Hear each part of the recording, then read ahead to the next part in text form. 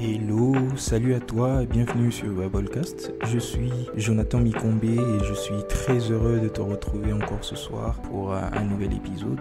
Cela fait quelques semaines que je n'ai pas posté de nouveaux contenus et sincèrement merci à toutes les personnes qui me suivent régulièrement et qui ont constaté mon silence et m'ont personnellement contacté pour prendre des nouvelles.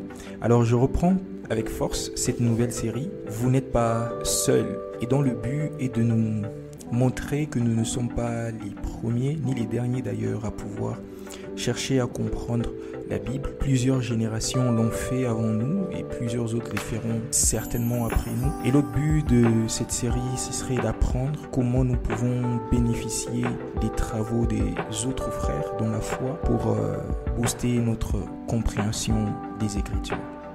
Bonne écoute. Comme je l'ai dit dans mon introduction, nous ne sommes pas les premiers à pouvoir étudier, chercher à comprendre les Écritures.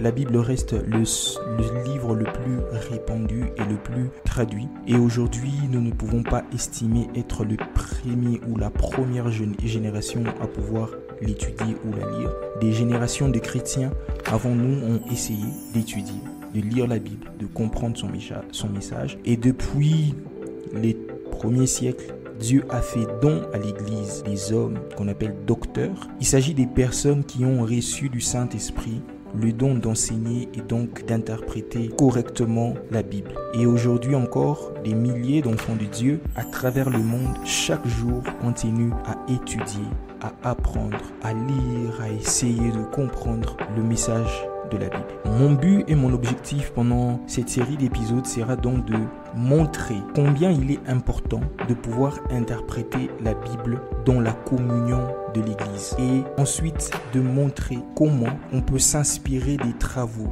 des autres bien-aimés, des travaux de méditation, des travaux de recherche dans la compréhension de la Bible, des travaux des autres frères de notre Église locale, des autres frères qui ne sont pas forcément de notre Église locale ou qui ne partagent pas forcément la même doctrine que nous.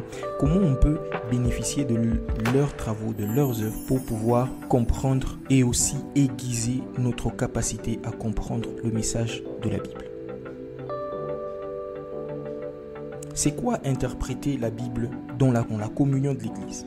Première des choses à savoir, c'est que plusieurs générations d'enfants de Dieu, plusieurs enfants de Dieu, à travers le temps, depuis le premier siècle jusqu'à aujourd'hui, plusieurs enfants de Dieu ont étudié ou étudient, ont cherché ou cherchent à comprendre la parole de Dieu. Tout comme nous le faisons aujourd'hui, tout comme toi tu le fais, tout comme moi je le fais. Il y a eu plusieurs générations, dans plusieurs siècles passés, qui ont étudié, qui ont cherché, qui ont fait des recherches, des théologiens, des éminents théologiens, des exégètes, des pasteurs, des docteurs, des enseignants, des évangélistes, toutes ces personnes qui ont, au travers du temps, cherché à étudier, cherché à comprendre et ont légué à l'Église un patrimoine de compréhension, un patrimoine de ressources sur l'interprétation. Voyez-vous, plusieurs générations ont étudié et ont légué à l'Église un patrimoine d'interprétation de la Bible. Et ce patrimoine-là, c'est ce qui constitue pour nous la communion de l'Église. Donc, dans notre interprétation, nous devons interpréter en tenant compte de tous ces travaux-là, de plusieurs personnes qui ont étudié la Bible de par le temps. Il y a eu plusieurs éminents théologiens, exégètes bibliques, très longtemps avant nous, qui ont étudié la Bible et qui ont légué des ressources d'interprétation à la Bible. Et donc, interpréter dans la communion de l'Église va signifier interpréter la Bible, lire la Bible en ayant en pensée que je ne suis pas le premier qui lit la Bible et qu'il y a eu des gens avant moi qui ont lu et qui ont légué à l'Église ce patrimoine-là d'interprétation. Mon interprétation à moi ne doit pas être quelque chose de nouveau forcément, qui n'a jamais existé, ou quelque chose que personne jamais dans tous les siècles qui ont existé, il n'y a jamais eu quelqu'un qui a pu comprendre un texte de la manière dont moi je le comprends. Mon interprétation ne doit pas contredire tout ce qui existe comme interprétation d'un texte précis. C'est ça, interpréter dans la communion de l'Église. Donc, il y a eu des gens qui sont animés du même Saint-Esprit que vous. Et donc, votre interprétation doit être si c'est quelque chose de nouveau, ça doit venir compléter quelque chose qui existe déjà. Interpréter la Bible dans la communion de l'Église ne signifie pas d'abord interpréter la Bible sous l'influence ecclésiastique et dogmatique de sa communauté locale. C'est là le plus grand piège dans lequel plusieurs tombent, c'est de chercher à comprendre la Bible sous l'influence dogmatique de la doctrine de son Église locale. Votre communauté a une doctrine.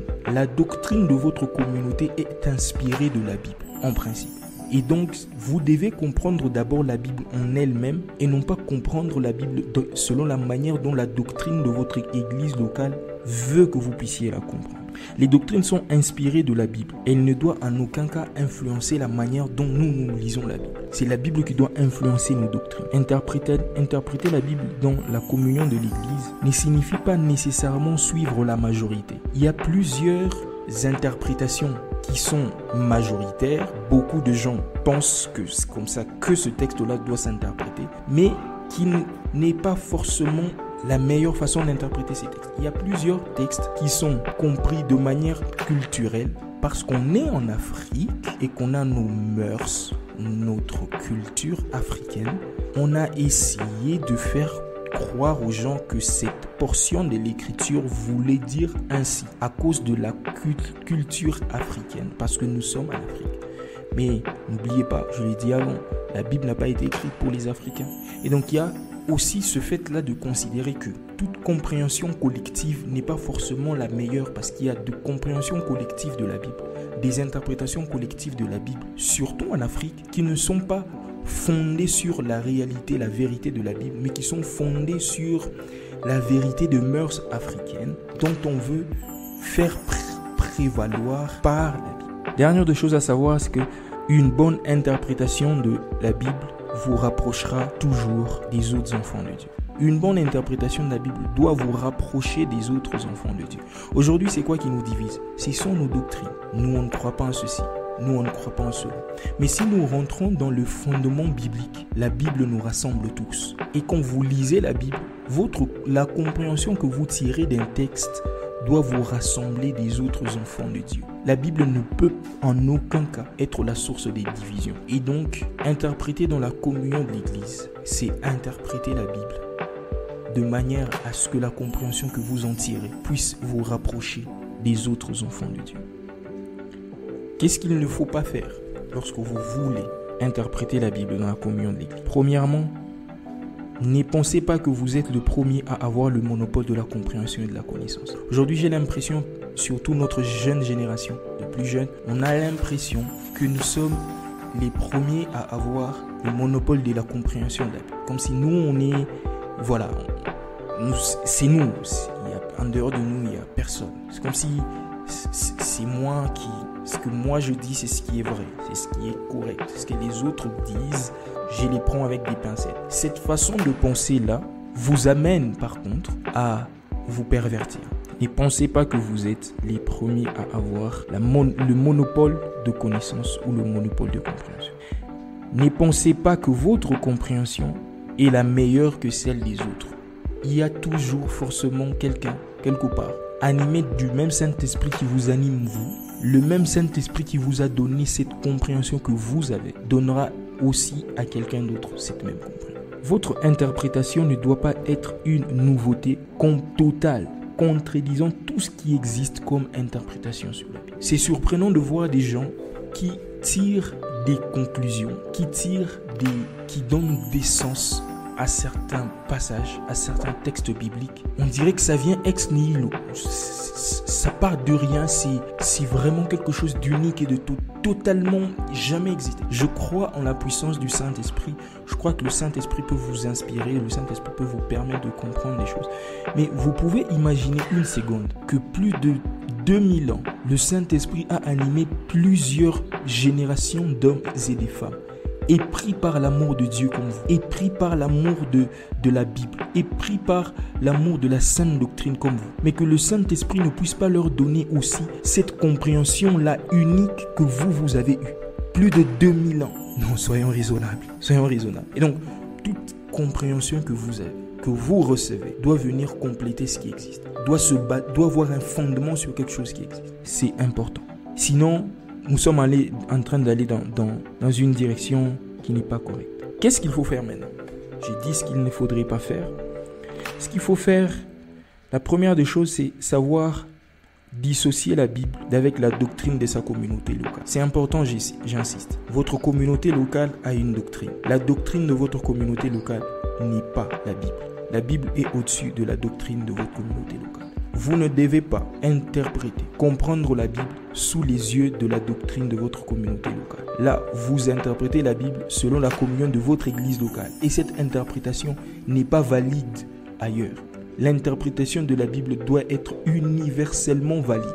Ça veut dire que ce que vous avez tiré d'un texte doit être la même chose que quelqu'un d'une communauté différente de la vôtre doit comprendre de ce texte. Si une vérité que vous tirez de la Bible n'est vraie que pour les membres de votre communauté locale et pour vous, et ne l'est pas pour une autre communauté locale qui ne partage pas la même doctrine que vous, parce que vous avez mal interprété ce texte. Dissociez la doctrine de la Bible. Si tu interprètes la Bible uniquement sous la lumière de la doctrine de ta communauté locale, tu cloisonnes ta compréhension dans un cadre dogmatique. Beaucoup de gens ont déjà cloisonné leur compréhension de la Bible. Ils ont déjà mis dans un cadre. Il ne peut pas aller en dehors de ce que la doctrine de sa communauté locale lui dit. Et là, tu es en train de freiner l'œuvre du Saint-Esprit sur ta vie. Tu es en train de freiner ce que Dieu n'est pas dans la doctrine de ta communauté. Dieu transcende cette doctrine-là. Et il peut te faire comprendre les choses en dehors de cette doctrine. Mais si tu estimes que ce qui doit se comprendre doit être cloisonné dans le cadre de la doctrine, tu es en train de te mettre des limitations toi-même. Deuxième de chose, savoir s'inspirer des autres. Je l'ai dit, des personnes, savoir s'inspirer des autres. Il y a des gens avant nous, des éminents professeurs, des éminents écrivains, des éminents théologiens qui ont légué à l'Église des ressources qui peuvent booster votre capacité de compréhension de la Bible. Savoir s'inspirer des autres. Ce sera ça qu'on va exploiter lors de notre prochain épisode. On peut s'inspirer des personnes de notre communauté locale, de notre église locale, des gens qui sont appelés au ministère de la parole. Aujourd'hui, c'est quelque chose qui tend à disparaître.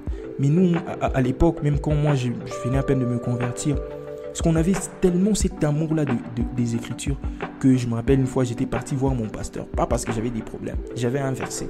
J'arrivais pas à comprendre. Je suis allé le voir pour qu'il m'explique. Et ça, c'est des choses qui commencent à avoir tendance à disparaître. Avoir des jeunes gens, 2, 3, qui peuvent discuter ensemble autour d'un passage biblique. S'inspirer des autres.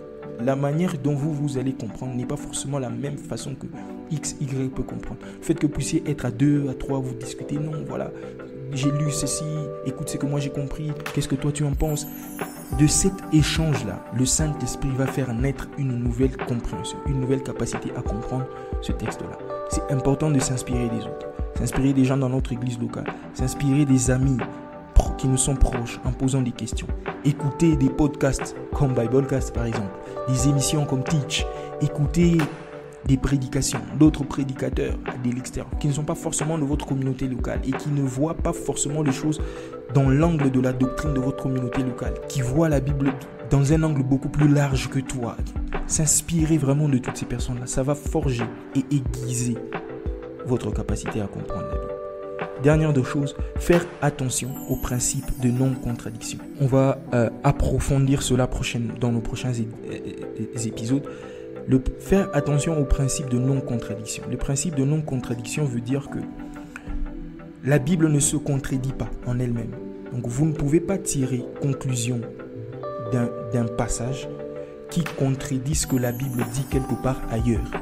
C'est un principe théologique important. Principe de non-contradiction. Vous ne pouvez pas tirer votre compréhension d'un texte ne doit pas aller contredire ce que la Bible dit quelque part ailleurs. Ça doit toujours confirmer. Et l'autre dimension de ce principe-là, c'est que votre compréhension ne doit pas aller contredire tout ce qui existe comme interprétation du texte que vous venez d'interpréter. Vous ne pouvez pas interpréter un texte et votre interprétation contredit tout ce qui existe depuis plus de 2000 ans sur l'interprétation de ce texte-là. Non, ça ne va pas.